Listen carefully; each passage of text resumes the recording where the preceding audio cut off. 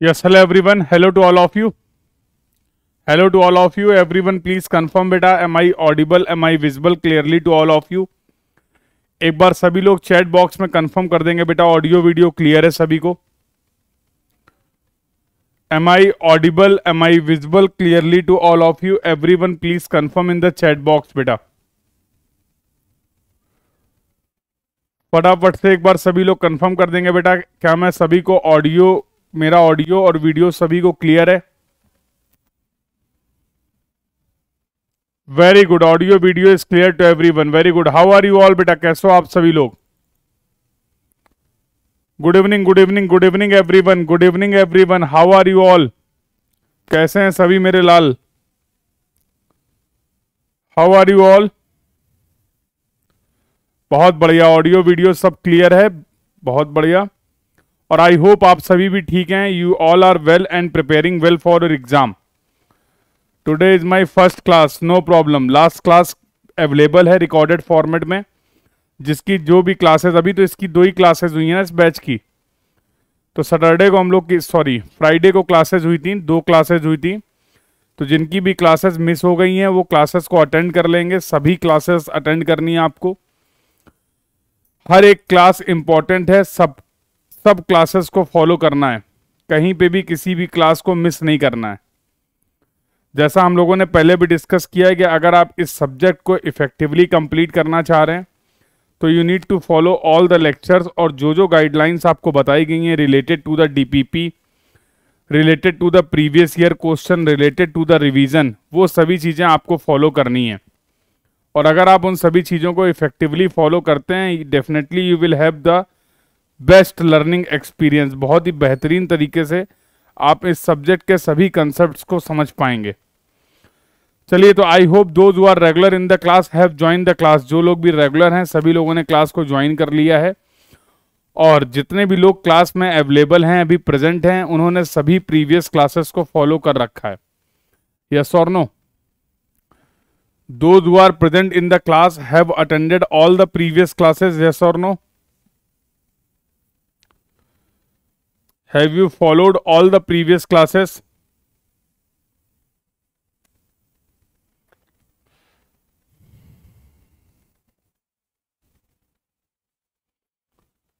बिल्कुल बेटा. You will get sufficient time so that आप नोट कर सकें जो भी आप अपने नोट्स प्रिपेयर कर रहे हैं.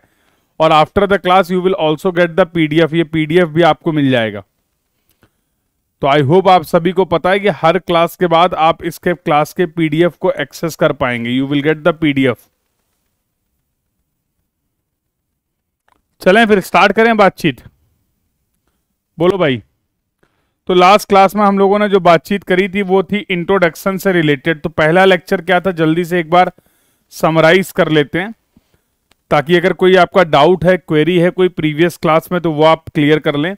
तो first lecture was the introductory lecture where we have covered all the general aspects of the subject. Subject के जितने भी जनरल एस्पेक्ट्स थे, लाइक सर वेटेज क्या रहने वाला है, इंपॉर्टेंस क्या है अलग अलग एग्जाम में, क्वेश्चंस के पैटर्न क्या रहने वाले हैं, सिलेबस क्या है, कैसे क्या चीजें हमें कवर करनी, क्यों कवर करनी, all these points we have covered in the first class.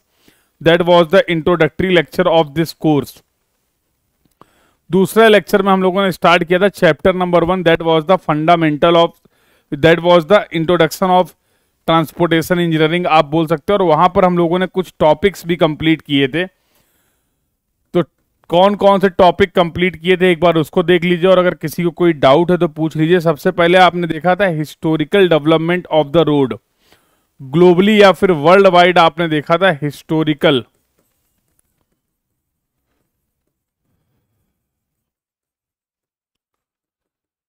तो यहां पर आपने बात की थी अलग अलग टाइम पीरियड के कंस्ट्रक्शन मेथोडोलॉजी की. तो we have discussed about the Roman construction. Roman construction के क्या स्पेसिफिकेशन थे इसकी हम लोगों ने बात की थी. Then we have discussed about the Tresaguet construction, Metcalf construction, Telford construction और मैकडम कंस्ट्रक्शन. तो ये कंस्ट्रक्शन और इनके फीचर्स की बात की थी. कितना स्लोप प्रोवाइड किया गया, स्लोप टॉप में प्रोवाइड किया गया या फिर टॉप बॉटम दोनों में प्रोवाइड किया गया, साइड ड्रेन का क्या स्लोप था, विड्थ क्या थी, थिकनेस क्या थी, all these points we have covered. Then we have discussed about the road development in India.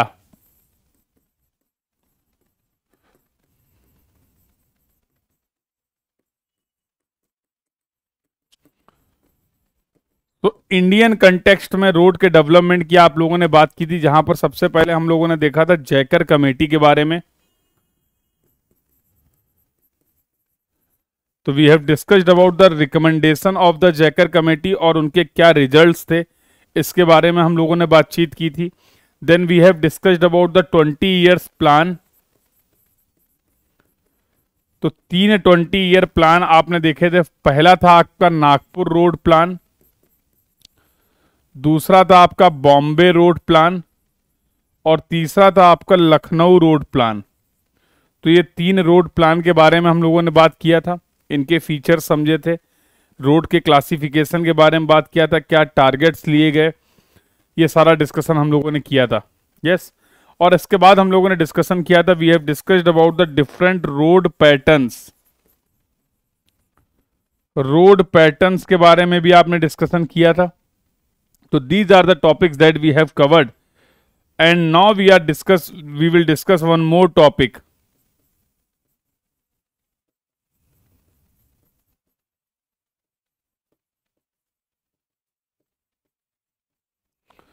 सो एक ये टॉपिक रह गया था जिसके बारे में हम लोग को बातचीत करनी, what are the various surveys required, या जब कभी भी हम किसी रोड का अलाइनमेंट सेलेक्ट करना चाहते हैं तो उसके लिए कौन कौन से सर्वे हमें परफॉर्म करने पड़ते हैं, इसके बारे में हम लोग बातचीत करेंगे।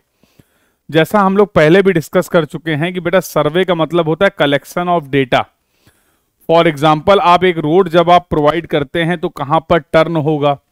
इन the case of road you must have seen the turn, yes और नो। फॉर एग्जाम्पल अगर आप अपने अलाइनमेंट को चेंज करना चाह रहे हैं, आप अपने डायरेक्शन ऑफ मूवमेंट को चेंज करना चाह रहे हैं, आप लेफ्ट टर्न लेना चाह रहे हैं या राइट डायरेक्शन में मूव करना चाह रहे हैं, उस केस में हम लोग हॉरिजॉन्टल कर्व प्रोवाइड करते हैं। सिमिलरली अगर मैं बात करूं, कभी कोई ऐसा कंडीशन है जहां पर ग्राउंड सरफेस जो है, जहां पर भी आप रोड कंस्ट्रक्ट कर रहे हैं, अगर वो सरफेस लेवल्ड सरफेस नहीं है, वहां पर किसी भी तरीके का कोई ग्रेडियंट है या स्लोप है, तो वहां पर भी हम लोग वर्टिकल कर्व के बारे में बातचीत करते हैं। हम सबमिट कर्व डिजाइन करते हैं, हम वैली कर्व डिजाइन करते हैं। सो whenever we are going to select the proper alignment between the two places, जब कभी भी आप रोड का कंस्ट्रक्शन कर रहे हैं तो किन किन स्टेजेस से आपको होकर गुजरना पड़ेगा, कौन कौन सा डेटा आपको कलेक्ट करना पड़ेगा, उनका करेक्ट ऑर्डर क्या है, उनका करेक्ट सीक्वेंस क्या है, उससे रिलेटेड आपका ये टॉपिक है, that is the surveys for the highway alignment. In general फिर से मैं रिपीट कर रहा हूं, जब कभी भी हम लोग सर्वे की बात करते हैं तो सर्वे का मतलब होता है collection, data collection. Survey is all about collecting the data. और जाहिर सी बात है, कोई भी इंपॉर्टेंट डिस्कशन के लिए जब कभी भी आप किसी भी चीज के प्लानिंग फेज में होते हैं तो सबसे इंपॉर्टेंट और प्राइमरी रिक्वायरमेंट जो होती है वो आपको होती है डेटा की। Without data we can not plan anything. ये बात क्लियर है सभी को? तो इसको जरा एक एग्जाम्पल की हेल्प से समझते हैं कि कौन कौन से सर्वे रिक्वायर्ड हैं, कौन कौन सा डेटा हम कैसे कैसे कलेक्ट करने वाले हैं जब कभी भी हम किसी हाईवे अलाइनमेंट के, रोड अलाइनमेंट की बात करते हैं। तो should we start this topic? Start किया जाए? Should we start our discussion? बोलो बेटा, बेसिक क्लियर है?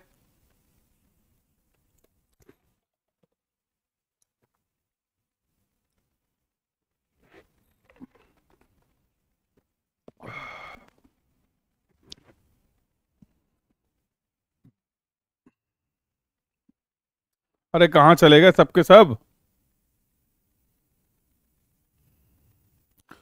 B interactive in the class, be interactive in the class.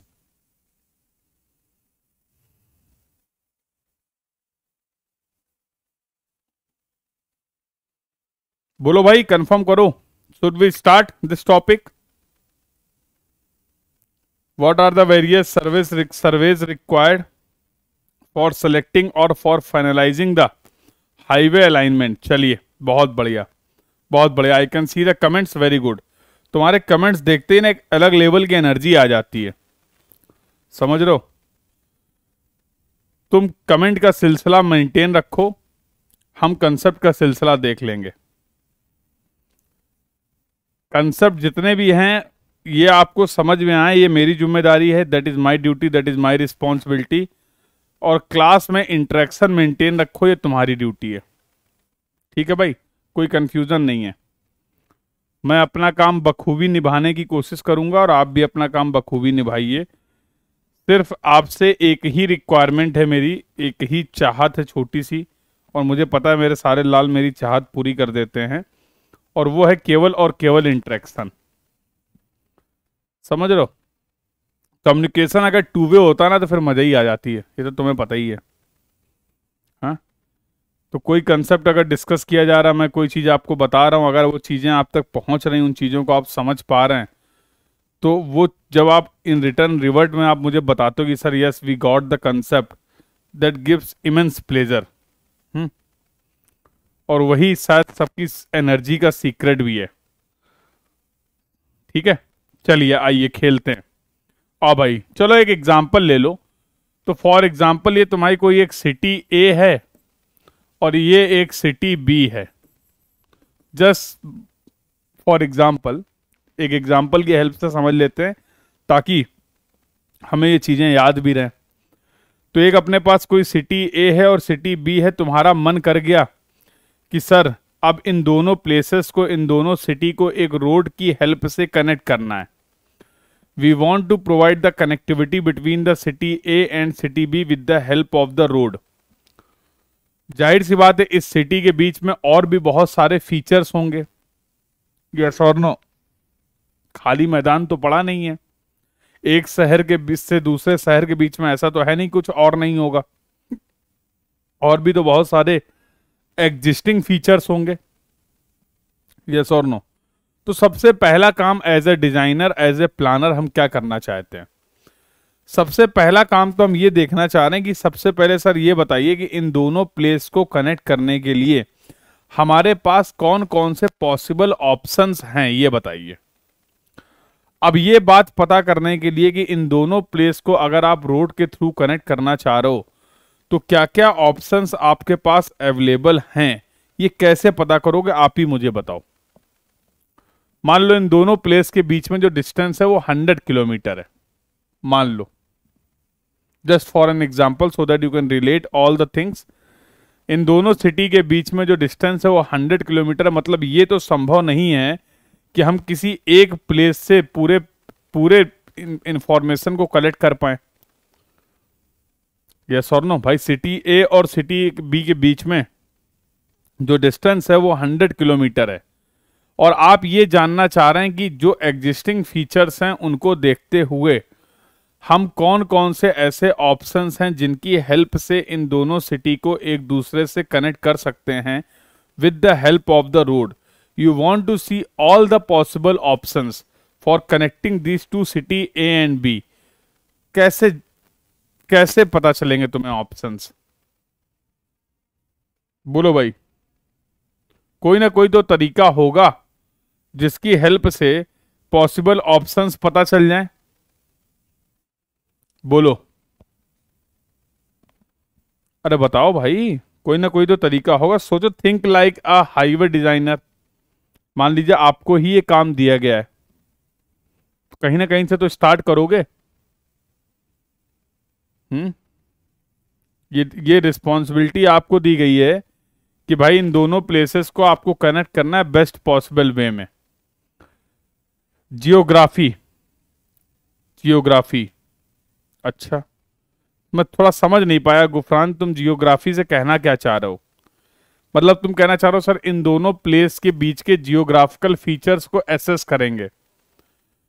Geographical features जो हैं यहाँ के पूरे इन दोनों सिटी ए और बी के बीच में, उनकी जानकारी को कलेक्ट करेंगे, ऐसा कहना चाह रहे हो क्या?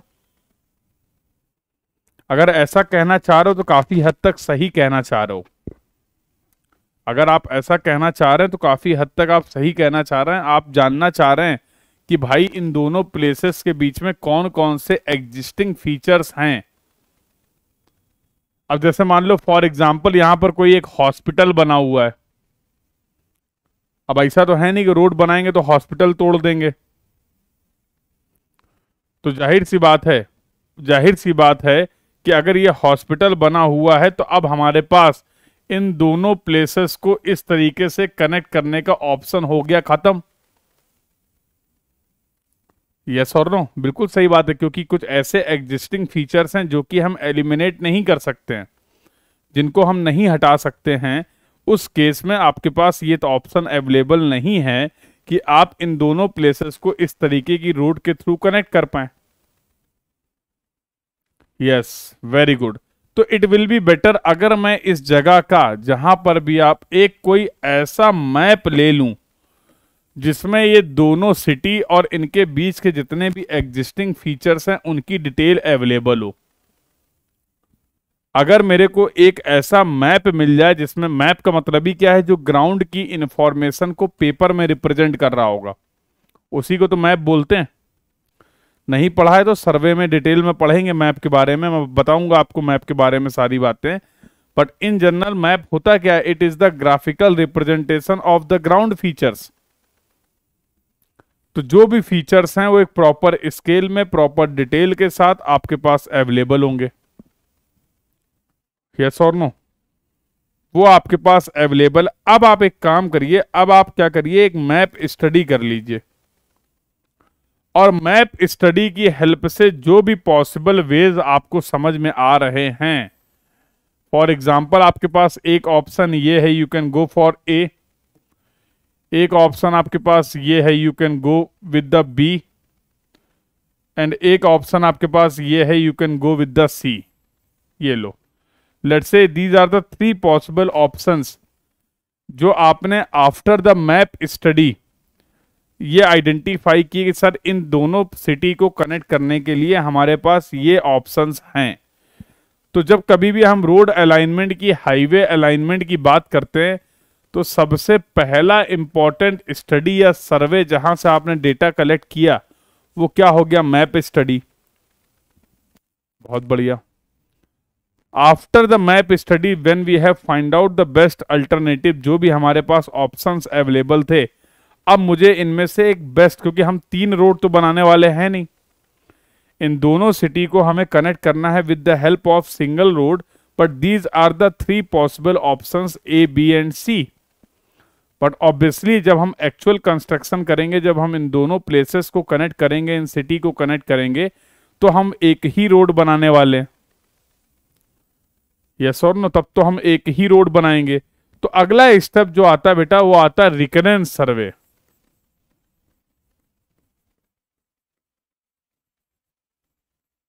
Next step is reconnaissance survey. Sir ये वर्ड जो है वो नया नया सा लग रहा है सुनने में, समझ में नहीं आ रहा है। देखो यार, जब कभी भी तुम्हें कुछ डेटा कलेक्शन करना है तो for that you need to go and you need to perform certain investigation. जैसे आप फील्ड से कभी कोई डेटा करते हैं, आप सॉइल का कोई डेटा कलेक्ट करना चाह रहे हैं तो आप जाके सैंपल कलेक्ट करते हैं, आप उसमें कुछ टेस्ट परफॉर्म करते हैं, आप कुछ प्रोसीजर को फॉलो करते हैं, और उसके बाद आपको जो भी रिक्वायर्ड प्रॉपर्टी थी, जो भी पैरामीटर्स आप स्टडी करना चाह रहे थे, उससे रिलेटेड आपको कुछ इंफॉर्मेशन मिल जाती है जिसको आप रिफर कर लेते हैं एज अ डेटा। रिकनेंस सर्वे, ध्यान से सुनना, रिकनेंस सर्वे सर्वे का एक ऐसा तरीका है जहां पर हम किसी भी तरीके का टेक्निकल कोई प्रोसीजर फॉलो नहीं करते हैं। We are not going to follow any technical procedure for the collection of the data. तो रिकनेंस सर्वे का मतलब होता है rough estimation, just by observing the thing. जैसे फॉर एग्जांपल अगर मैं आपको एक ग्राउंड में ले जाऊं और मान लीजिए उस ग्राउंड की प्रोफाइल कुछ इस तरीके से है, आपने उस प्रोफाइल को देखा, आप उस प्रोफाइल को देखकर ये नहीं बता सकते हैं कि एग्जैक्ट कैसा अंडुलेशन है, लेकिन आप इन दोनों प्रोफाइल को कंपेयर करके ये जरूर बता सकते हैं जस्ट बाय सिंपली ऑब्जर्विंग। इसके लिए कोई आपको बहुत डिटेल्ड इन्वेस्टिगेशन करने की जरूरत नहीं है। एक ग्राउंड प्रोफाइल ए है, एक ग्राउंड प्रोफाइल बी है, जस्ट बाय सिंपल ऑब्जर्वेशन, जिनको केवल देखकर आप ये बता सकते हैं, आप ये कमेंट कर सकते हैं कि सर जो ए प्रोफाइल है, ए जो ग्राउंड सरफेस है वो लेवल्ड सरफेस है, बी जो सरफेस है वो अनइवन सरफेस है, अंडुलेटेड सरफेस है। इतना तो कमेंट कर सकते हो ना। Just by observing these 2 ground level ground surfaces you can comment yes और नो कि sir yes A1 is going to be the levelled surface, और क्या लेवल है ये सब मुझे नहीं पता है, क्योंकि कितना लेवल है, कहां पर अंडुलेशन है, कहां पर अनइवननेस है, कितना अनइवननेस है। अब ये सब मेजर करने के लिए तो फिर मुझे प्रॉपर इन्वेस्टिगेशन करना पड़ेगा, जिसके लिए मुझे सर्वे के कुछ तरीके, कुछ इंस्ट्रूमेंट्स को यूज करना पड़ेगा, और प्रॉपरली इंफॉर्मेशन को कलेक्ट करने के बाद ही मैं ये कमेंट कर पाऊंगा। बट ये लेवल है और ये अनइवन है, अनडुलेटेड है, इतना कमेंट तो मैं डायरेक्टली भी कर सकता हूं जस्ट बाय सिंपल ऑब्जर्वेशन। तो यहां पर मैं लिख देता हूं रिकनेंस सर्वे का मतलब क्या है, रफ ऑब्जर्वेशंस। अब आपने जो डेटा किया, कलेक्ट किया है, वो सिंपली ऑब्जर्वेशन के बेसिस पे किया है। जैसे अब आपने इन तीनों पॉसिबल वेज को विजिट किया, अब आपने देखा भाई कोई ऑब्स्ट्रक्शन तो नहीं है इस अलाइनमेंट में जो कि मुझे मैप में ना दिखाओ, कोई ऐसी डिटेल, कोई ऐसा फीचर तो नहीं है जिसकी वजह से हमें इस रोड का अलाइनमेंट चेंज करना पड़े। तो फॉर एग्जाम्पल आपको लगा कि यार यहां पर क्या है, यहां पर वर्टिकल प्रोफाइल ठीक नहीं आ रही है, मतलब, और ये तो आप केवल ऑब्जर्वेशन के बेसिस पे देख रहे हो और आपने ए ऑप्शन को कैंसिल कर दिया। सिंपली आपने बी सी वाले ऑप्शन को विजिट किया, यहां पर भी कुछ आपको प्रॉब्लम दिखी, आपने बोला नहीं सी भी हम लोग नहीं फॉलो करने वाले हैं। तो एक इंपॉर्टेंट आपने डिसीजन लिया बेस्ड ऑन द रिकनेंस सर्वे कि सर ये जो तीन पॉसिबल ऑप्शंस थे उनमें से सर ए में भी कुछ प्रॉब्लम है, कुछ ऐसे फीचर्स हैं जिनको रिमूव कर पाना हमारे लिए पॉसिबल नहीं है, और अगर हम यहां पर इस ऑप्शन को ऑप्ट करते तो there may be the cost issue, yes, there may be the construction material issue. मान लो ये ऐसा है जहां पर कंस्ट्रक्शन मटेरियल को पहुंचाना मुश्किल है, कंस्ट्रक्शन डिफिकल्टीज हैं, ऑपरेशन डिफिकल्टीज हैं, यस और नो। तो इस बेसिस पे, सिंपल ऑब्जर्वेशंस के बेसिस पे आपने अगला स्टेप लिया, और इसमें से जहां जहां भी आपको प्रॉब्लम आ रही थी उन ऑप्शंस को हम लोगों ने एलिमिनेट कर दिया आफ्टर द मैप स्टडी। तो one is going to be the map study, another is going to be the reconnaissance survey. Third step आता है बेटा, अब हम यहां पर कुछ इन्वेस्टिगेशन स्टार्ट करते हैं। तो इसको हम लोग बोलते हैं बेटा प्रिलिमिनरी सर्वे। क्या बोलते हैं? प्रीलिमिनरी सर्वे। अब प्रीलिमिनरी सर्वे का मतलब क्या है? नाउ जो भी अलाइनमेंट आपने फाइनल किया, फॉर एग्जांपल इस एग्जांपल की अगर मैं बात करूं तो मैंने बोला sir I am going to opt for the option B, मैं ऑप्शन बी को सेलेक्ट करने वाला हूं। तो अब इस अलाइनमेंट में, रोड में जहां पर भी आप कंस्ट्रक्शन कर रहे हैं, आप जगह जगह पर सॉइल के सैंपल कलेक्ट करेंगे, क्योंकि जाहिर सी बात है रोड के लिए सबसे इंपॉर्टेंट है सॉइल की प्रॉपर्टीज को एनालाइज करना, सॉइल की प्रॉपर्टीज को एसेस करना, यस और नो। तो अब सॉइल के बहुत सारे पैरामीटर्स हैं जिनके बारे में आपको पता होना चाहिए। आप जो मटेरियल यूज करने वाले हैं रोड कंस्ट्रक्शन के लिए, उनके बारे में आप बातचीत करेंगे। तो अब हम यहां पर एक्चुअली क्या करने वाले हैं, यहां पर हम लोग करेंगे सैंपल कलेक्शन। इस स्टेज में आप आके क्या कर रहे हैं, एक्चुअल में साइंटिफिक प्रोसीजर को फॉलो कर रहे हैं, टेस्ट प्रोसीजर को फॉलो कर रहे हैं, सैंपल को कलेक्ट कर रहे हैं और उसके बेसिस पे अपनी इन्वेस्टिगेशन को कैरी ऑन कर रहे हैं। और सब कुछ अगर as per your desired expectation अगर मिल रहा, सारे पैरामीटर्स इस तरीके से हैं, तो now we can go for the detailed survey. इसके बाद जो अगला स्टेप आएगा, इसके बाद जो अगला स्टेप आएगा वो होगा डिटेल्ड सर्वे का, जहां पर हम इस प्रोजेक्ट से रिलेटेड एक डिटेल्ड रिपोर्ट फाइनलाइज करने वाले हैं जिसको बोलते हैं डीपीआर, डिटेल्ड प्रोजेक्ट रिपोर्ट। तो डिटेल्ड प्रोजेक्ट रिपोर्ट जहां पर एस्टिमेशन होगा कितना मटेरियल की रिक्वायरमेंट है, क्या लेबर कॉस्ट है, पूरा प्रोजेक्ट की क्या कॉस्ट आने वाली है, फाइनल अलाइनमेंट क्या है, वो सारी चीजें यहां पर क्या होंगी, प्रोजेक्ट से रिलेटेड आप सबमिट करेंगे। तो that is going to be the fourth step जहां पर हम लोग परफॉर्म करने वाले हैं डिटेल्ड सर्वे। तो कुछ ये प्रोसीजर हैं, कुछ ये तरीका है सर्वे कलेक्शन, डेटा कलेक्शन के लिए जो आप फॉलो करते हैं for the collection of data, so that you can finalise the proper alignment of the road. बताओ किसी को कहीं पे कोई भी तकलीफ हो ये पूरे प्रोसेस में, कहीं पे भी कोई डाउट हो पूरे कंसेप्ट में, कोई क्वेरी हो तो you can ask your doubt, you can ask your query. और अगर कहीं कोई प्रॉब्लम नहीं है तो इस एग्जाम्पल को एज इट इज बना के ये सर्वेज नोट कर लीजिए।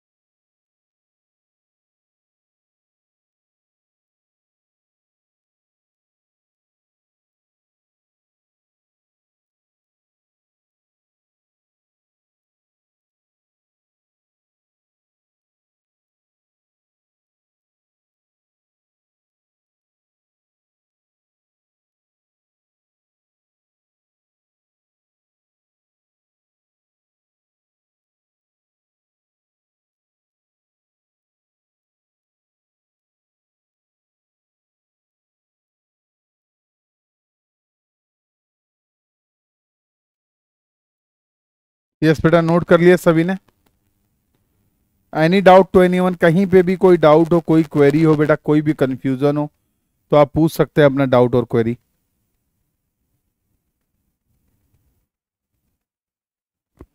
सभी ने नोट कर लिया बेटा? एज इट इज नोट कर लीजिए ताकि कोई कंफ्यूजन ना रहे।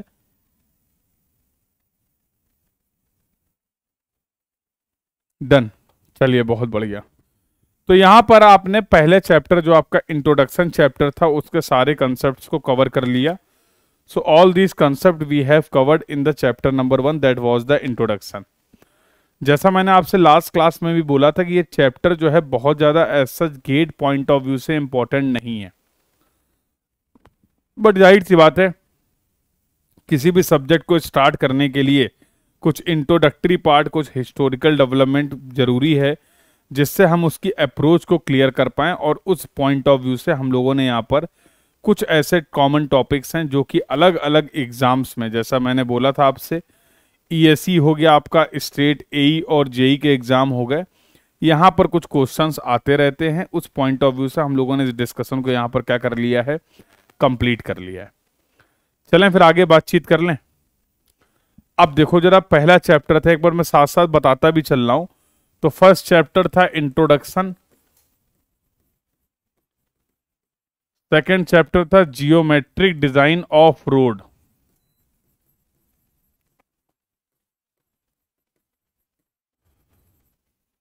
थर्ड चैप्टर जो हम लोग पढ़ेंगे that will be the traffic engineering, fourth chapter जो हम लोग पढ़ेंगे वो होगा हाईवे मटेरियल, और फिफ्थ चैप्टर जो हम लोग पढ़ने वाले हैं that will be the design of pavement. ये होगा आपका डिजाइन ऑफ पेवमेंट। तो we have completed successfully, we have completed chapter number 1, that was the introduction. So can we start with the chapter number 2? और भैया ये बहुत important है, यहां से गेट में बहुत फ्रिक्वेंट टॉपिक्स आते हैं। एक बार मैं आपको पहले एक ओवरव्यू प्रोवाइड कर देता हूं कि इस चैप्टर में हम लोग क्या क्या टॉपिक्स कंप्लीट करने वाले हैं, क्या क्या पढ़ना है, फिर उनके बारे में एक एक करके डिटेल में बातचीत कर लेंगे। तो टोटल 4 सब टॉपिक्स हैं जो आप यहां पर कवर करने वाले हैं। तो पहला सब टॉपिक जो होने वाला आपका जियोमेट्रिक डिजाइन ऑफ रोड का, that will be the cross sectional element of the road, cross sectional element of the road. अगला जो टॉपिक होगा that we will talk about the sight distances, sight distance की हम लोग बात करने वाले हैं। थर्ड टॉपिक जो होने वाला है आपका sub topic, that will be the horizontal alignment,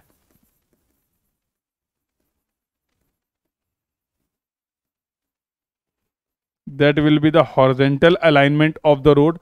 और जो लास्ट टॉपिक होगा that will be the vertical alignment, that will be the vertical alignment of road. तो these are the 4 sub topics that we will cover. हो सकता है अभी आपको इनके बारे में कुछ समझ में ना आ रहा हो, कोई प्रॉब्लम की बात नहीं है, बट सारी चीजें एक एक करके हम लोग डिस्कस करेंगे और सारा आपके जो कंसेप्ट्स हैं वो एक एक करके क्लियर हो जाएंगे। चलिए, तो now let's start this chapter that is the geometric design of the road. तो सबसे पहला टॉपिक जो हम लोग यहाँ पर पढ़ने जा रहे हैं बेटा, that is the factors affecting the geometric design of the road. What are the various factors that are affecting the geometric design of the roads, उनके बारे में हम लोग बातचीत करेंगे। और फिर फर्स्ट जो हमारा सब टॉपिक है that we will discuss, that will be the cross sectional element. चलो, पहला मेरा तुमसे एक सवाल है, what do you mean by the geometric design of road? सबसे पहला सवाल तो यह है कि एक रोड की ये जियोमेट्रिक डिजाइन होती क्या है? What do you mean by the geometric design of the road? क्योंकि यहां पर हम लोग रोड की बात कर रहे हैं, बट इन जनरल भी आप एक्सप्लेन कर सकते हैं, इन जनरल भी आप बता सकते हैं what do you mean by the geometric design of anything.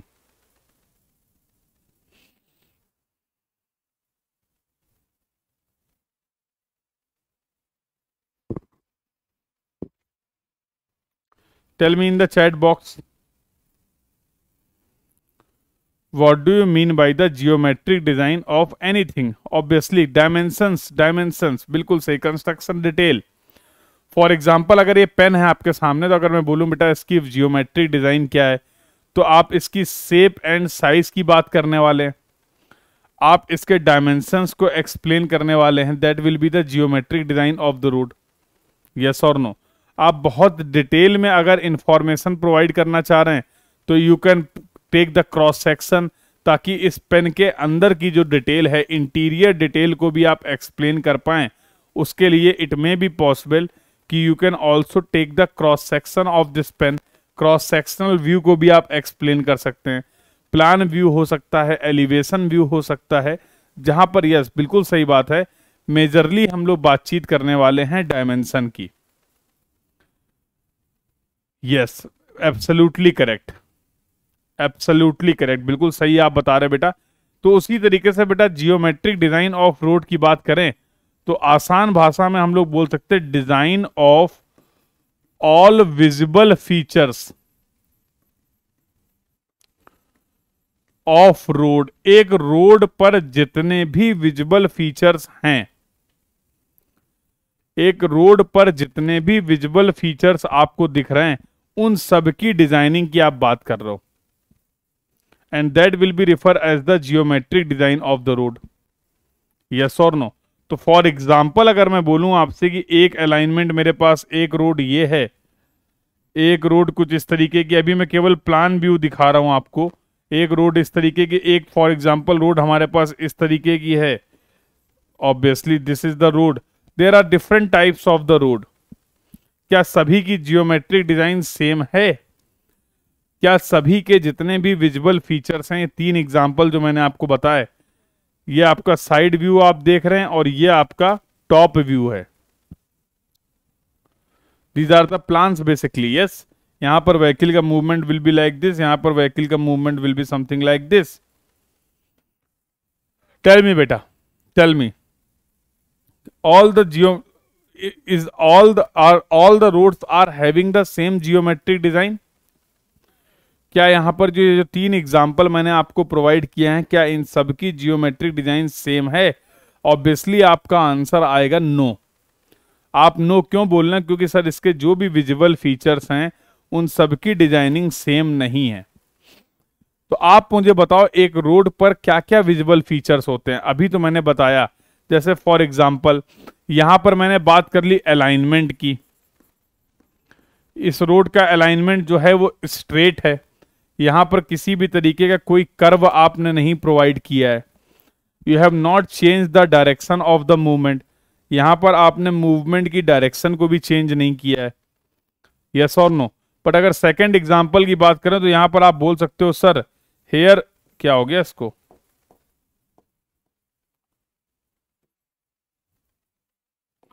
Here we have provided a horizontal curve। Sir इस अलाइनमेंट में हमने एक हॉरिजेंटल कर्व प्रोवाइड किया है। सिमिलरली अगर थर्ड एग्जांपल की बात करें तो यहां पर सर हमने एक ग्रेडियंट प्रोवाइड किया है, या आप बोल सकते हैं सर हमने यहां पर एक वर्टिकल कर्व प्रोवाइड किया है। और ऐसे ही कर्व को आगे चल के हम लोग पढ़ेंगे और बोलेंगे, इसको हम लोग बोलते हैं सबमिट कर्व। अब अगर मुझे और डिटेल में बात करनी है, अब अगर मैं इस रोड के और फीचर्स के बारे में कुछ जानकारी कलेक्ट करना चाह रहा हूं, कुछ इंफॉर्मेशन कलेक्ट करना चाह रहा हूं, कुछ समझना चाह रहा हूं, तो don't you think we can also take the cross section? अगर हम इस रोड का एक क्रॉस सेक्शन ले लें तो ये जो थिकनेस या डेप्थ ऑफ पेवमेंट वाला पार्ट है, वो चीजें भी हमारे लिए एक्सेसिबल हो जाएंगी। यस और नो?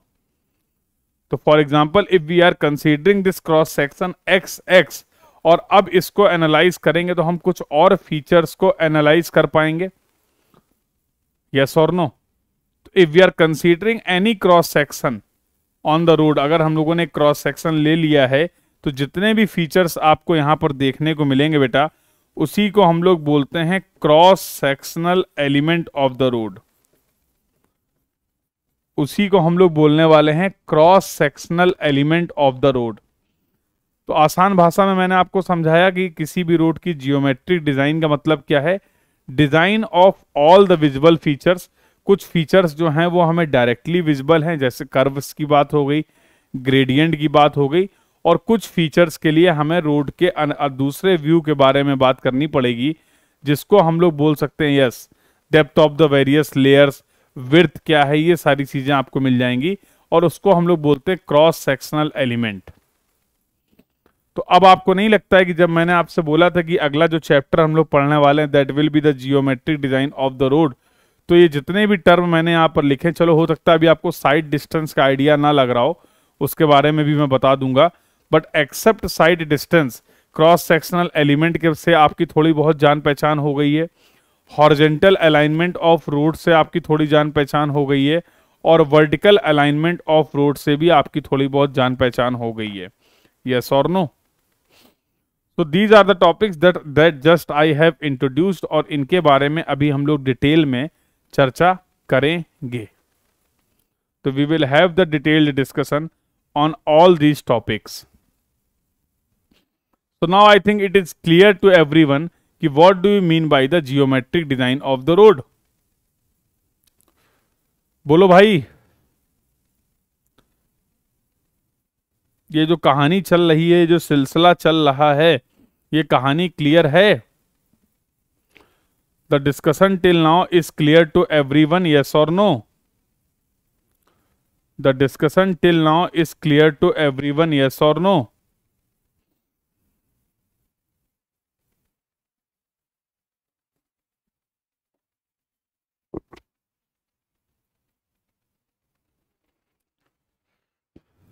कहीं कोई तकलीफ हो तो बता दो अभी।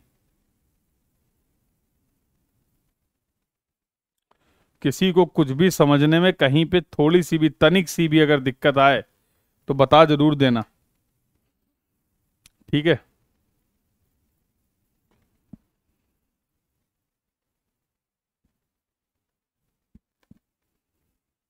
चलिए बहुत बढ़िया, फिर आगे बातचीत कर ली जाए, फिर आगे डिस्कशन कंटिन्यू कर लिया जाए। तो अभी मैंने आपको बताया design of all the visible features of the road is known as the geometric design of the road, which will cover the cross sectional element of the road, side distances, horizontal alignment, in short you can say horizontal curve.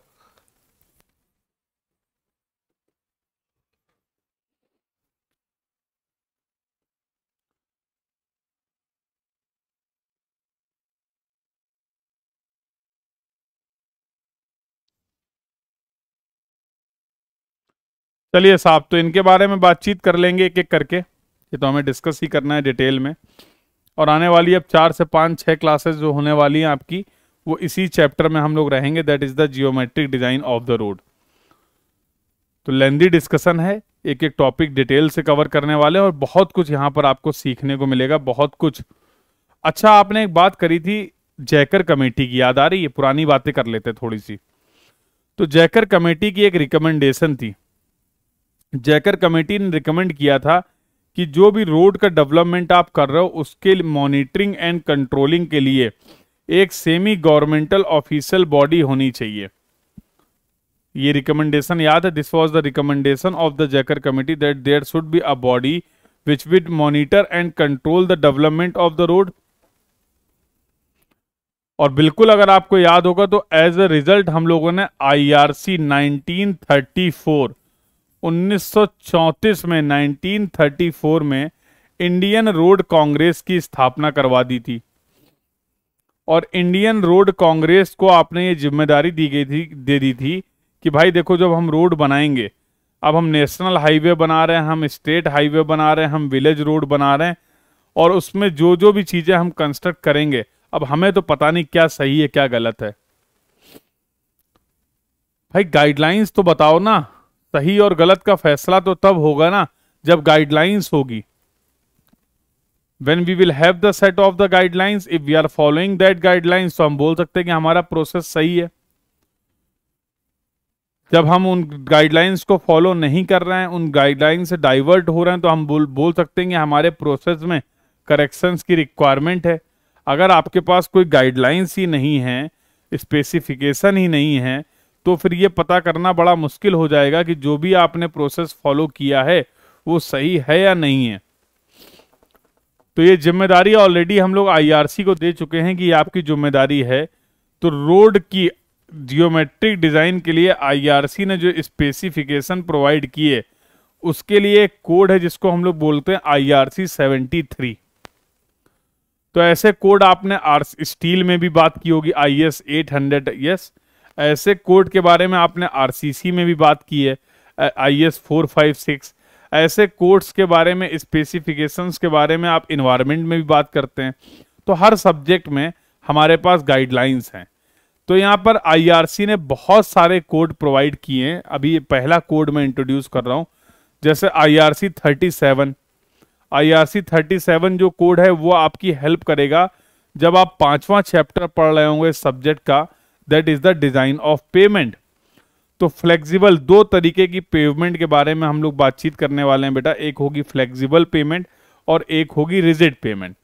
तो flexible pavement की जो आपकी designing है उसके लिए हमारे पास specification provide की गई हैं, that is the code IRC 37। Similarly rigid payment की जब आप डिजाइनिंग करेंगे, रिजिड पेमेंट की स्पेसिफिकेशन की जब आपको जरूरत पड़ेगी, तो again for that we are having one more code, that is IRC 58। तो बहुत सारे ऐसे कोड है, बट ये जो कोड मैंने अभी आपको बताया IRC 73, जैसे आप सिग्नल्स की बात करेंगे, साइंस की बात करेंगे, ट्रैफिक साइन के बारे में बात करेंगे, तो सभी चीजों के लिए आपके पास कोड अवेलेबल है। एक एक करके जैसे जैसे टॉपिक का डिस्कशन होगा मैं आपके साथ उन कोड्स को इंट्रोड्यूस कर दूंगा। ये कोड्स आप एक्सेस भी कर सकते हैं, इंटरनेट पे आपको मिल जाएंगे, ठीक है।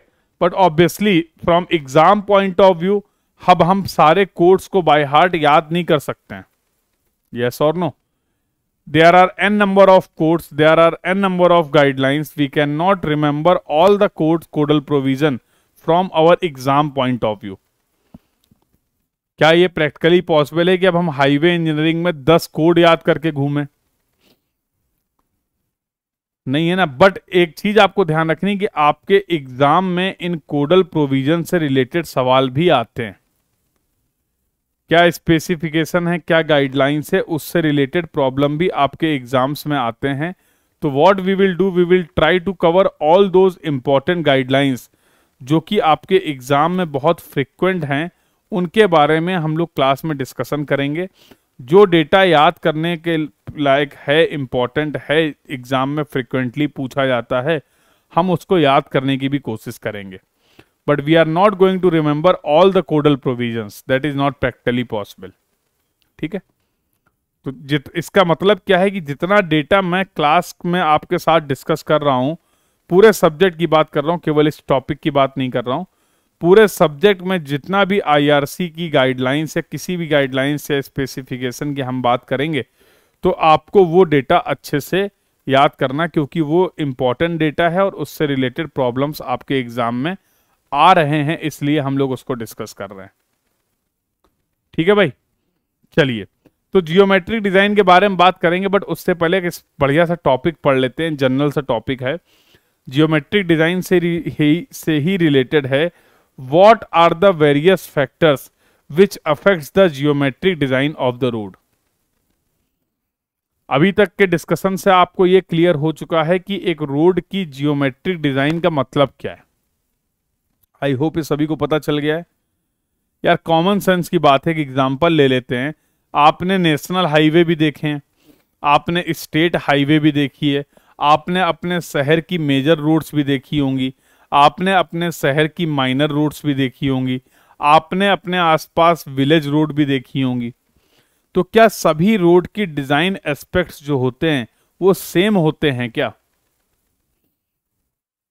जितने भी फीचर्स आपको इन सभी अलग अलग रोडों के दिखते हैं, क्या उनकी डिजाइन स्पेसिफिकेशन सेम होती है? सवाल ये है मेरा। मतलब national highway, state highway, expressways, major district road, minor district road, village road, ये सबकी डिजाइनिंग, सभी एलिमेंट्स जो होंगे, सभी जो पैरामीटर्स होंगे, वो सबकी डिजाइनिंग एज इट इज होगी, सेम होगी। ऐसा होता है क्या? मैं आपसे पूछ रहा हूं, ऐसा होता है क्या? हाँ या ना में बताइए। तो जाहिर सी बात है आपका आंसर आएगा, बहुत सिंपल सा क्वेश्चन भी है कि सर ऐसा नहीं होता, every road is having the different different design specification. चलो एक चीज मैं आपसे और पूछता हूँ, चलो अब मैं क्या करता हूँ, अलग अलग टाइप ऑफ रोड को हटा देता हूँ। चलो ये बात मैंने आपकी मान ली कि सर एक नेशनल हाईवे की डिजाइन अलग होगी और एक विलेज रोड की डिजाइन अलग होगी, चलिए मान लिया। इस धरती पे जितने भी, इस देश में अपने यहाँ जितने भी नेशनल हाईवे हैं, क्या सबकी डिजाइन सेम है?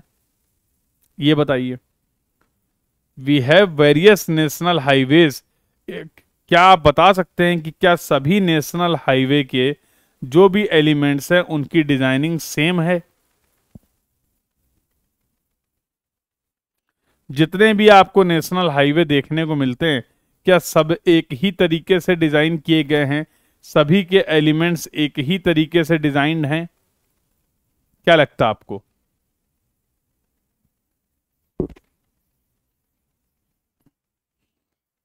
क्या लगता है?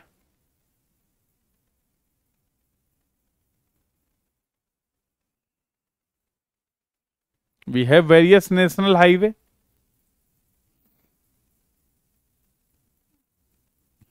ये क्या बात है? मतलब नेशनल हाईवे की भी डिजाइन सेम नहीं है, एक नेशनल हाईवे की डिजाइन दूसरे नेशनल हाईवे की डिजाइन से अलग हो सकती है, आप ये बोल रहे हैं?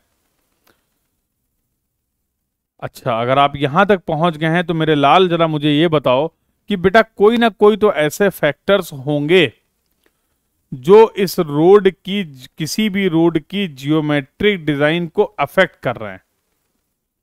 क्योंकि अगर कोई फैक्टर्स नहीं होते तो सभी रोड्स की जियोमेट्रिक डिजाइन सेम होती। जैसा कि आप अभी अभी बोल रहे हैं मेरे से कि every road will have the different different geometric design, that means there must be certain factors which are affecting the geometric design of the road, yes और नो? कोई ना कोई तो ऐसे फैक्टर्स हैं जो एक रोड की जियोमेट्रिक डिजाइन को अफेक्ट कर रहे हैं। अब हमें बात करनी है एक एक करके उन फैक्टर्स के बारे में जो एक रोड की जियोमेट्रिक डिजाइन को अफेक्ट कर रहे हैं। टॉपिक क्लियर है? टॉपिक क्लियर है?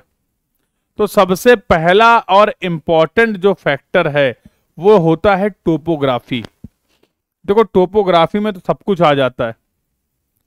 टोपोग्राफी में जितने भी, जैसे अगर मैं सर्वे के टर्म्स में बात करूं तो आप पढ़ते हैं टोपोग्राफिकल मैप के बारे में।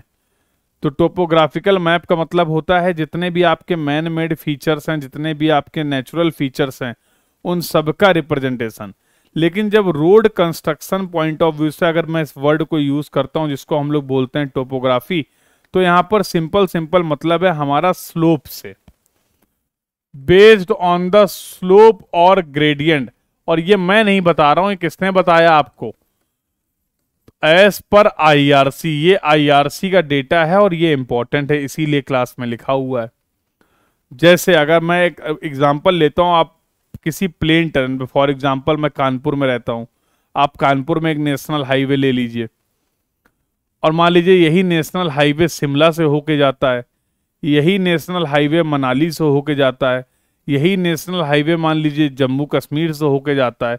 तो आपको नहीं लगता है जैसे जैसे ग्राउंड का स्लोप चेंज हो रहा है, सेम नेशनल हाईवे के जो एलिमेंट्स हैं, रोड के जो एलिमेंट है, उनकी डिजाइन भी चेंज होगी? प्लेन टेरेन में, प्लेन सरफेस अगर है तो वहां पर डिजाइन अलग तरीके से करेंगे हम रोड को, और वही अगर हिली टेरेन में हम चले जाते हैं जहां पर स्लोप ज्यादा है तो डिजाइन में कुछ चेंजेस आ जाएंगे। There will be certain changes in the design, yes or no? So that means topography is the important factor which are affecting the geometric design of the road, जो एक road की geometric design को affect कर रही है, yes or no? तो अब यहां पर हम लोगों ने क्या करा, टोपोग्राफी में मैंने क्या बोला, जैसे सर्वे में जब हम लोग टोपोग्राफी की बात करेंगे तो वहां पर सारी डिटेल, टोपोग्राफिकल का मतलब जो भी आपके मैन मेड फीचर्स हैं और जो भी आपके नेचुरल फीचर्स हैं। लेकिन road construction point of view से हम लोगों ने ग्राउंड की टोपोग्राफी को डिफाइन किया है, क्लासिफाई किया है based on the slope only. जैसे अगर कहीं पे स्लोप जो है वो 10% है, 10% को आप 1/10 भी लिख सकते हैं, 10/100 लिख दीजिए तो आ जाएगा 1/10, या फिर आप इसको 1/10। तो एक स्लोप को रिप्रेजेंट करने के ये अलग अलग तरीके हैं। आप किसी स्लोप को परसेंटेज में भी रिप्रेजेंट कर सकते हैं, 1/n के फॉर्म में भी रिप्रेजेंट कर सकते हैं, 1/n 1:n के फॉर्म में भी रिप्रेजेंट कर सकते हैं। तो there are various ways, theta के फॉर्म में, tan थीटा के फॉर्म में आप स्लोप को रिप्रेजेंट कर सकते हैं। यस और नो? तो there are various ways to represent the slope. तो अगर ग्राउंड का जो स्लोप है वो 10% से कम है, तो ऐसी जगह को, ऐसे ग्राउंड को आप बोलेंगे कि सर वो प्लेन टेरेन है। That terrain will referred as the plain terrain. That terrain will referred as the plain terrain. Similarly अगर स्लोप जो है वो 10 से 25% है, सिमिलरली जो स्लोप है आपका बेटा अगर वो 10 से 25% है, इस रेंज में है, तो ऐसी जगह को आज के बाद हम लोग बोलेंगे रोलिंग टेरेन। सिमिलरली अगर स्लोप आपका 25 से 60% की रेंज में है, तो उसके लिए हम लोग टर्म यूज करेंगे माउंटेनियस टेरेन। और कहीं पे अगर ग्राउंड का स्लोप ग्रेटर देन 60% है, if the ground slope is greater than 60%, तो उसके लिए हम लोग टर्म यूज करने वाले हैं स्टीप टेरेन। तो आईआरसी ने स्लोप के बेसिस में आपकी टेरेन को 4 तरीके से क्लासिफाई कर दिया है। तो IRC has classified the terrain based on the ground slope in 4 categories, that is the plain, rolling, mountainous and steep। कितना क्या रेंज है स्लोप का आईआरसी के बेसिस पे? I hope this point is clear to everyone. तो yes, as the topography will change, as the slope will change, as the terrain condition will change, हमें अपने road की जियोमेट्रिक डिजाइन में भी कुछ चेंजेस करने पड़ेंगे। पॉइंट क्लियर है सभी को बेटा? तो ये पहला फैक्टर्स है जो कि एक रोड की जियोमेट्रिक डिजाइन को अफेक्ट कर रहा है। बिल्कुल सही बात है। चलिए अगली बातचीत कर लेते हैं। Very good. Design speed. For example अभी हम लोगों ने बात किया कि एक नेशनल हाईवे में, just for your example as per IRC, अब अगर प्लेन टेरेन की बात करें और एक नेशनल हाईवे की बात करें, तो in the plain terrain the national highway is designed for the maximum speed of 100 kmph and the minimum speed of 80 kmph. This is the ruling speed. This is the ruling speed. And this is the limiting speed. तो just for your reference, ऐसा हर तरीके की road के लिए और हर terrain condition के लिए IRC ने आपको डिजाइन स्पीड के बारे में बात की है। तो जैसे आपने बोला है सर एक नेशनल हाईवे और एक विलेज रोड की डिजाइन अलग अलग होगी, बिल्कुल सही बात है, क्योंकि एक नेशनल हाईवे और एक विलेज रोड में जो डिजाइन स्पीड होगी, जिस स्पीड से व्हीकल मूव कर सकते हैं, वो स्पीड भी तो अलग अलग होने वाली है। यस और नो? वो स्पीड भी तो अलग अलग होगी। तो अगर स्पीड की रिक्वायरमेंट अलग अलग है, तो रोड की जियोमेट्रिक डिजाइन, रोड के जितने भी फीचर्स हैं, रोड के जितने भी एलिमेंट्स हैं, उनकी भी डिजाइनिंग अलग अलग करनी पड़ेगी। अलग अलग तरीके से आपको फीचर्स डिजाइन करने पड़ेंगे। चलिए, तो अभी मुझे नहीं पता है कि रोड को हम किस स्पीड के लिए डिजाइन कर रहे हैं, कैसे वो स्पीड निकालते हैं, कैसे वो स्पीड डिफाइन करी गई है। बट हाँ, मैं अभी तो ये समझ पा रहा हूं कि एक रोड की जियोमेट्रिक डिजाइन को अफेक्ट करने में स्पीड का भी एक महत्वपूर्ण योगदान है। तो ये आपका दूसरा फैक्टर हो गया। अगले फैक्टर्स की बात कर लेते हैं बेटा। तीसरा फैक्टर है ट्रैफिक फैक्टर। अब ट्रैफिक का मतलब क्या है? एक रोड जब आप बना देंगे, इन जनरल भी हम लोग इस वर्ड को यूज करते हैं ट्रैफिक। ट्रैफिक में 2 चीजें मेन होती हैं, एक तो होता आपका व्हीकल और दूसरा होता है यूजर। अरे भैया, रोड पे ट्रैफिक, व्हीकल और यूजर ही तो मिलके ट्रैफिक का फॉर्मेशन करते हैं। बोलिए, जाहिर सी बात है सर, एक नेशनल हाईवे और एक विलेज रोड को यूज करने वाले जो व्हीकल्स होंगे, उनकी कैरेक्टरिस्टिक्स सेम नहीं होंगी। यस और no? The vehicles which are using the national highway and the vehicles which are using the village road will have the different characteristics. Yes और नो। सिमिलरली जो यूजर्स हैं, उनके जो ड्राइवर्स हैं, उनकी भी स्किल्स, ड्राइविंग स्किल्स भी same नहीं होने वाली हैं। तो ट्रैफिक के जो इंपॉर्टेंट पैरामीटर्स हैं, like user characteristics and vehicle characteristics. तो व्हीकल कैरेक्टरिस्टिक्स में बेटा दो तरीके की कैरेक्टरिस्टिक्स की बात कर रहे हैं। पहली है हमारी static characteristics of the vehicle, like dimensions या वेट की बात कर लीजिए, और दूसरा है dynamic characteristics of the vehicle, like braking efficiency. तो विलेज रोड में और नेशनल हाईवे में जो व्हीकल मूव कर रहे हैं, उनकी डायमेंशंस भी अलग अलग हैं, उनके वेट भी अलग अलग हैं, उनकी डायनेमिक कैरेक्टरिस्टिक्स बोले तो ब्रेकिंग इफिशियंसी भी दोनों व्हीकल की अलग अलग होंगी। यस और नो। सिमिलरली यूजर कैरेक्टरिस्टिक्स की बात करें तो physical condition of the user, physical condition, mental condition and psychological condition will affect the geometric design of the road। तो ट्रैफिक पैरामीटर्स जो हैं आपके, ये भी बहुत इंपॉर्टेंट रोल प्ले करते हैं एक रोड की जियोमेट्रिक डिजाइन को अफेक्ट करने के लिए। आई होप बहुत बेसिक बातें हैं और ये सभी को क्लियर हो रही हैं। अगला आता है ट्रैफिक वॉल्यूम। अभी तक मुझे नहीं पता है ट्रैफिक वॉल्यूम क्या होता है, थोड़ा सा टेक्निकल टर्म है, बट कोई दिक्कत की बात नहीं है। जब हम लोग बात करेंगे ट्रैफिक इंजीनियरिंग में तो वहां पर बहुत सारी स्टडीज के बारे में बात करेंगे, और पहली स्टडी जिसके बारे में हम लोग डिटेल में डिस्कशन करेंगे बेटा, वो आपकी होगी traffic volume study. That will be traffic volume study. तो don't worry for that, we will have nearly 3 hour discussion. कम से कम हम 3 घंटे ट्रैफिक वॉल्यूम के बारे में ही बात करेंगे। अभी के लिए अगर मैं बोलूं तो इसको हम लोग रिप्रेजेंट करते हैं क्यू से, और डिफाइन कैसे कैसे कैसे करते हैं, नंबर ऑफ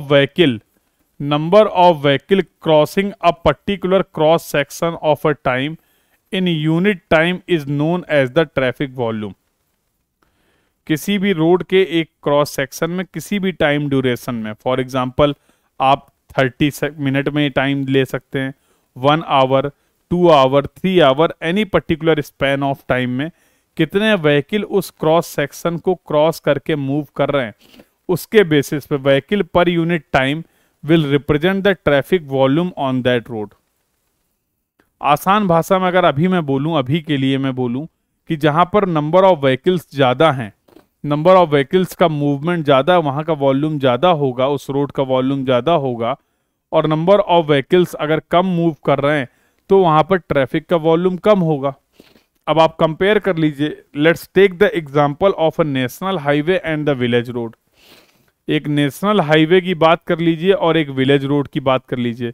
क्या लगता है आपको, एक नेशनल हाईवे और एक विलेज रोड में, दोनों ही रोड में अगर मैं 1 घंटे तक, अपने स्टडी ड्यूरेशन कितना, 1 आवर, किसी भी क्रॉस सेक्शन में 1 आवर का डेटा काउंट करता हूं नेशनल हाईवे के लिए, और सेम 1 आवर में मैं डेटा काउंट करता हूं विलेज रोड में, क्या लगता है दोनों में ट्रैफिक का वॉल्यूम सेम होगा क्या?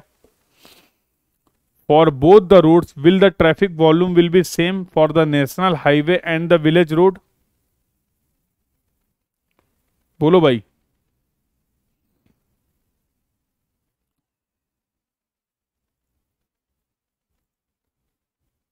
बताइए,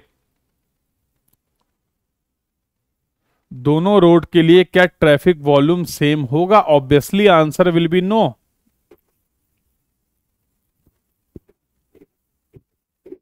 इतना सोचने की क्या जरूरत है? सर नेशनल हाईवे का ट्रैफिक ज्यादा होता है, नेशनल हाईवे पे ट्रैफिक का वॉल्यूम ज्यादा होगा as compare to the village road, as compare to the village road. तो ऑब्वियसली अगर ट्रैफिक का वॉल्यूम अलग अलग है तो डिजाइन एस्पेक्ट्स भी अलग अलग हैं। नेशनल हाईवे के एलिमेंट्स आपने अलग तरीके से डिजाइन किए हैं, और विलेज रोड की डिजाइनिंग, जो भी एलिमेंट्स हैं, जो भी पैरामीटर्स हैं, उनको आपने अलग तरीके से डिजाइन किया है।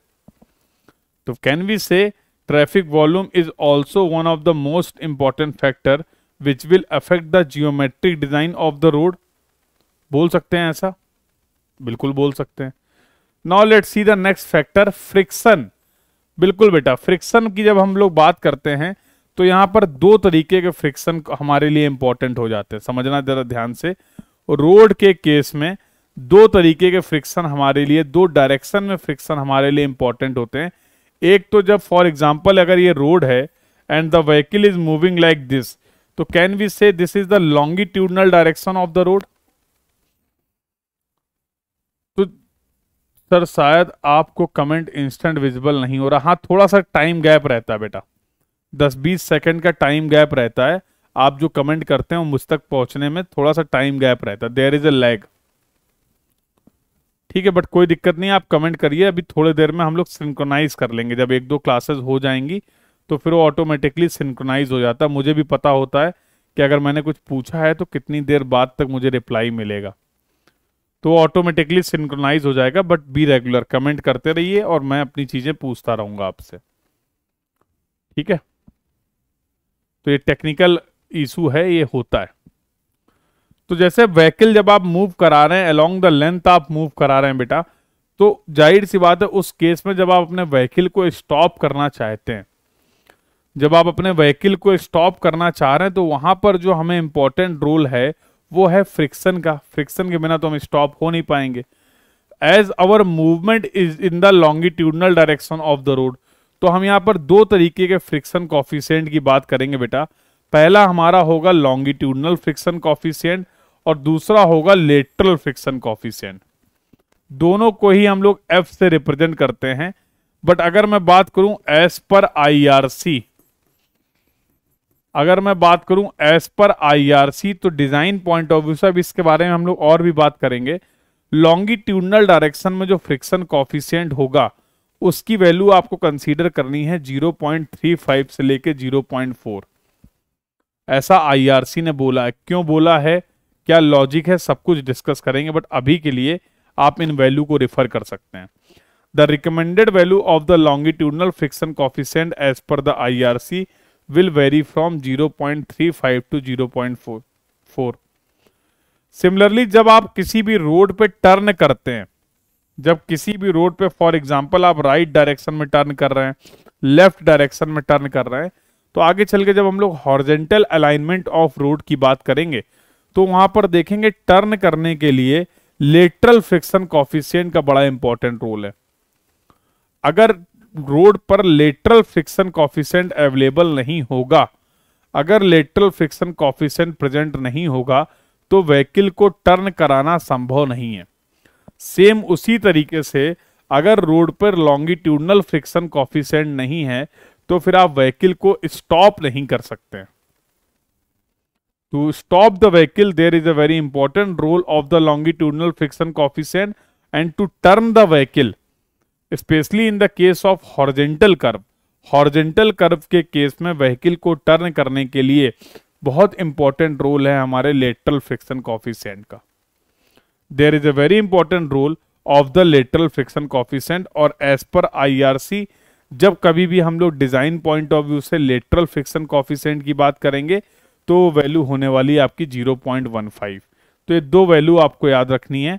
रिपीट कर देता हूं मैं, लॉन्गिट्यूडनल फ्रिक्शन कॉफिशिएंट की जो वैल्यू होगी that will vary from 0.35 to 0.4। ठीक है, and the lateral friction coefficient will have the value of 0.15। ये दोनों ही वैल्यू आपको रिकमेंड करी गई हैं एज पर आईआरसी। अब अदर फैक्टर्स जैसे, तो ऐसे जो जो फैक्टर्स हैं जो एक फ्रिक्शन को अफेक्ट करेंगे, मैं बोल सकता हूं वो फैक्टर रोड की जियोमेट्रिक डिजाइन को भी अफेक्ट करेंगे। अब फ्रिक्शन कितना होगा वो डिपेंड करेगा टाइप ऑफ पेमेंट में, या फिर आप बोल सकते हो texture of pavement surface. Yes और no, texture of pavement surface. Environmental conditions क्या है, टेक्सचर्स मैंने मेंशन कर दिया है। टायर प्रेशर कितना है, braking efficiency of the vehicle कितना है, कंडीशन ऑफ द पेमेंट कैसा है, ओल्ड पेमेंट है, वेट पेमेंट है, ड्राई पेमेंट है। यस और no, so all these are the factors which will affect the value of friction coefficient. और ऐसे जो जो भी फैक्टर हैं जो फ्रिक्शन कॉफिशिएंट को अफेक्ट कर रहे हैं, तो मैं बोल सकता हूं ये वही फैक्टर हैं जो एक रोड की जियोमेट्रिक को भी, डिजाइन को भी अफेक्ट करेंगे। ठीक है, clear, these are the various factors which will affect the geometric design of the road. तो दीज आर द फैक्टर्स, बहुत कॉमन फैक्टर्स थे जिसके बारे में हम लोगों ने बात की। ठीक है, these are the factors which will affect the geometric design of the road.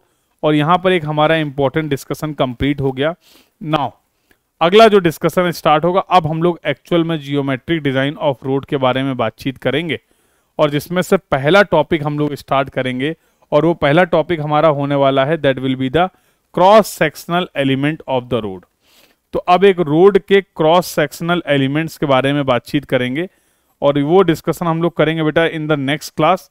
और नेक्स्ट क्लास आई होप आप सभी को पता है, तो टाइम आपका सेम है, we are going to connect at 9:30 PM। तो सभी लोग क्लास को टाइम पे ज्वाइन कर लेंगे, और 9:30 PM पे we will have the discussion, जहां पर हम लोग स्टार्ट करेंगे cross sectional element of the road. Clear है? तो इस क्लास से रिलेटेड अगर कोई डाउट रहता है, कोई क्वेरी रहता है आपको, तो you can discuss in the next class, no problem with that. So with this word, this was the discussion for this class. We are going to connect at 9:30 PM for the further discussion. So this was all about for this class. Thank you everyone. Keep learning better. Thank you.